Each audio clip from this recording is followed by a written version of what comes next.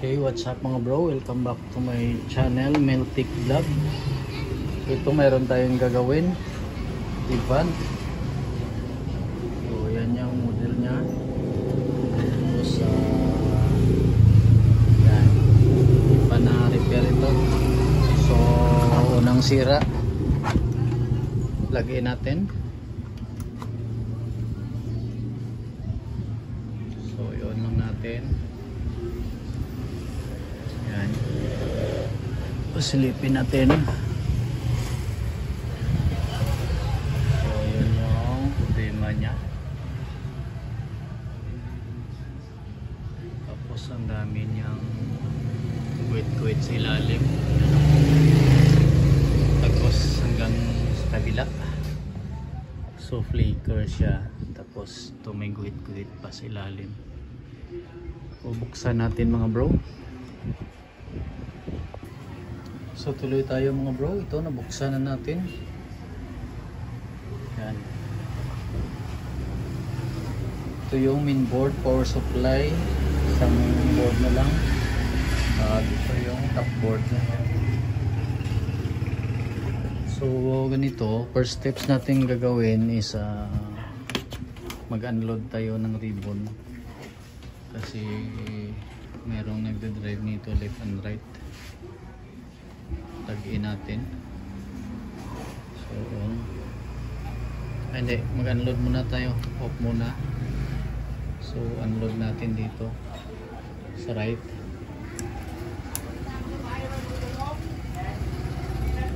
Yan.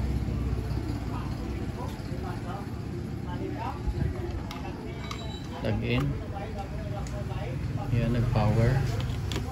So on natin.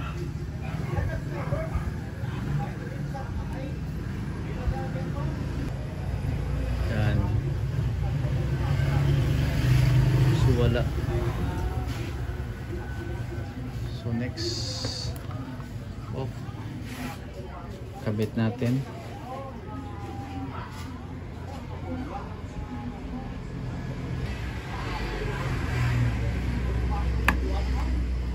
Dito sa kabila na naman.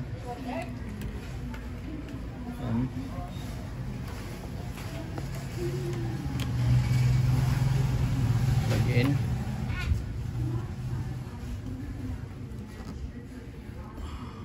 On. So may nag-display. So flicker pa rin. Ano? Tapos may guhit sa bandang taas. Yan. Flicker pa rin. So magkabilang side mayroon ng problema. So nung in-unload, ito yung in-unload natin, ito yung nakakabit, wala. Ngayon ito yung in-unload natin, mayroon pero flicker pa rin. Ito. So ang gagawin natin dito,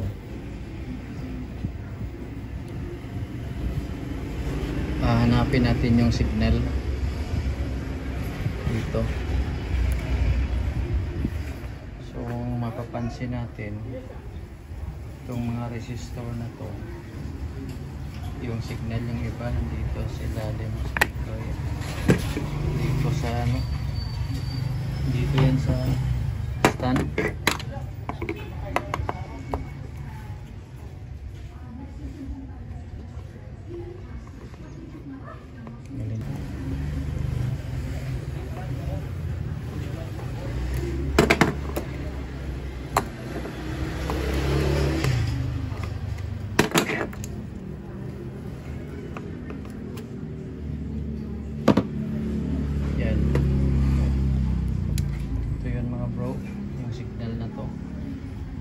Walong piraso signal yan.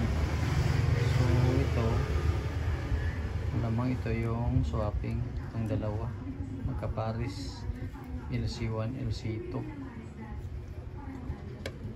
So gagawin natin dito mga bro, mag-ano tayo, trace natin kung saang banda tayo mag-block. Subukan natin muna mag-block kasi tagilid na to pag ganito. So testa lang natin yung camera.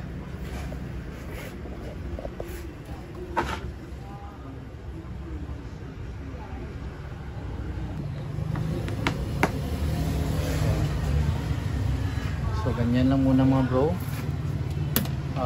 Para malaman natin kung saan tayo banda mag-block. Mag-block tayo ng signal. So set natin yung tester natin sa baso. Yan. So kabit natin dito mga bro para malaman natin kung saang side tayo mag-block. So kung saan dito tayo mag-block.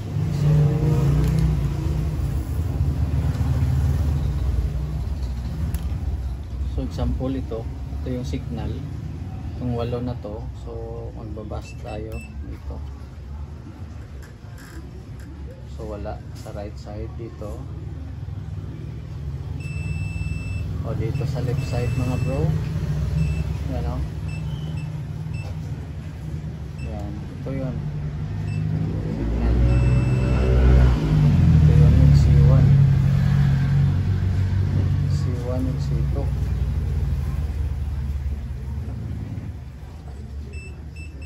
So dito tayo mga bro mag-block. Ito banda. Zoom natin pag kamera. Yan. So dito yun ang nagbabas banda mga bro. Ito signal.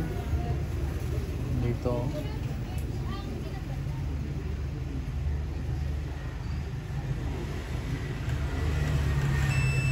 Yan. Dito sa kabilang side wala. So mag-block tayo.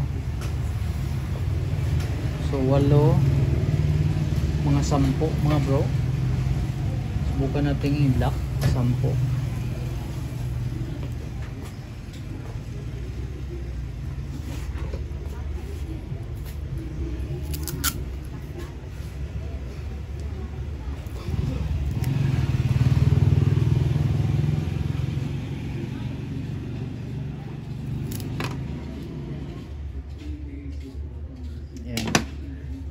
Estimate lang muna. So dito banda tayo. Dito tayo banda.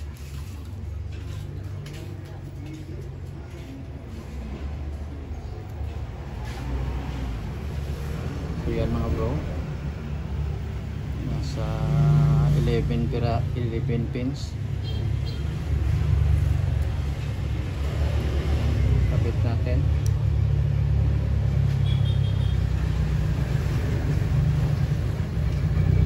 Lock lang muna tayo. Pwede naman natin galing ko muna ng camera. Pwede naman tayo dito mag tanggalin natin yung mga signal. Yan, yung mga signal na yan. Pero dito pwede rin mag-block tayo. Sa gilid na to kailangan may problema. So subukan natin.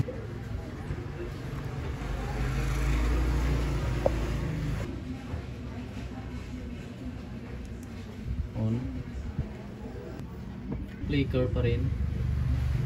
Tsaka yung guhit sa bandang taas, yan diretsuhan. Yan. Diretsuhan yung niya, guhit sa bandang taas, yan tagilid.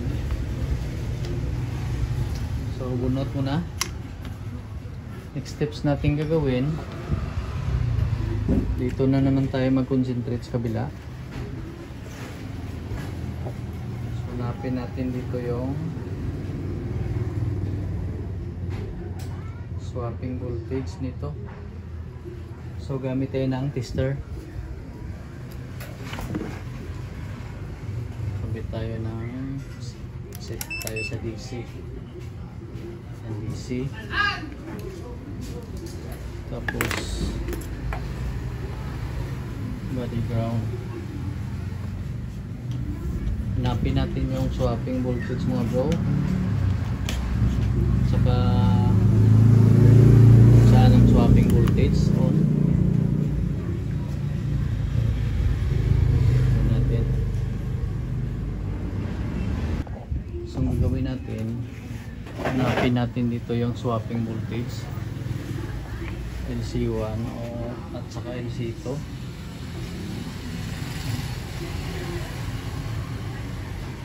Ito may signal sa ilalim, signal to sa ilalim. So ito subukan natin. Ito.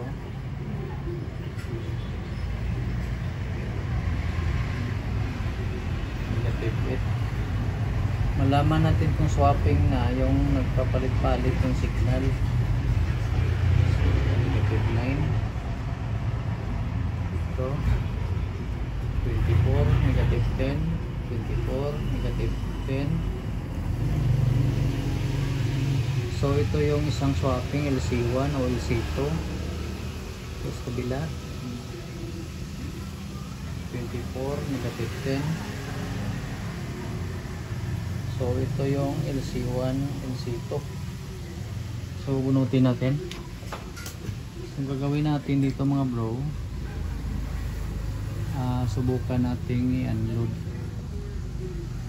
natin tong LC1, LC2 kahit isa lang, isang resistor lang muna.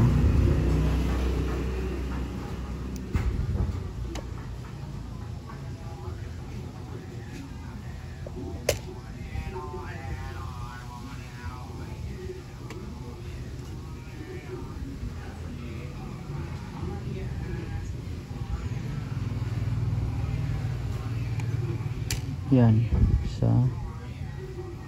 Tapos isa rin dito. Yan lang muna. Ubusin na natin. Pero kahit isa pwede na.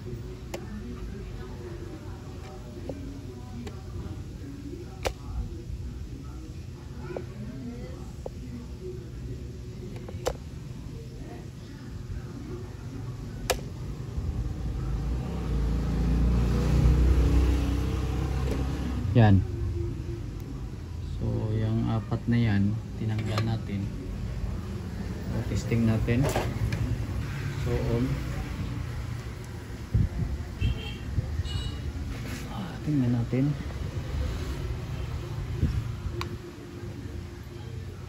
Yan, flicker pa rin mga bro. Yan o.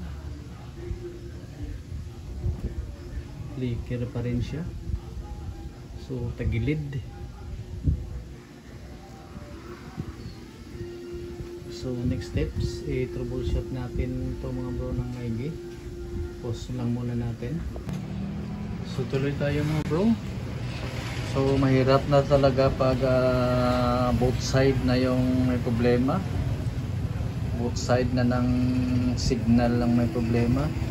Ang ginawa natin dito mga bro, tinanggal natin yung mga resistor dito. Tinanggal tapos binalik natin, jumper na lang yung binalik natin. Yan yung mga resistor kasi ano lang naman yung zero resistance. So nag-concentrate tayo dito. Dito na lang talagang side ang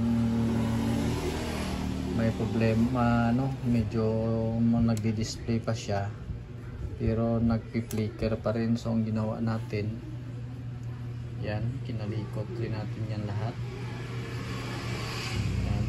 Tapos naglagay tayo ng resistor dito mga bro. Pag i-load natin ito, nagpi-flicker siya.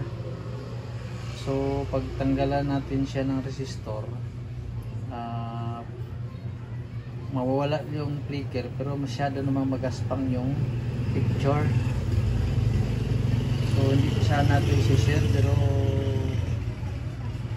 hindi naman lahat na kinocontent natin pwede na puro na lang success.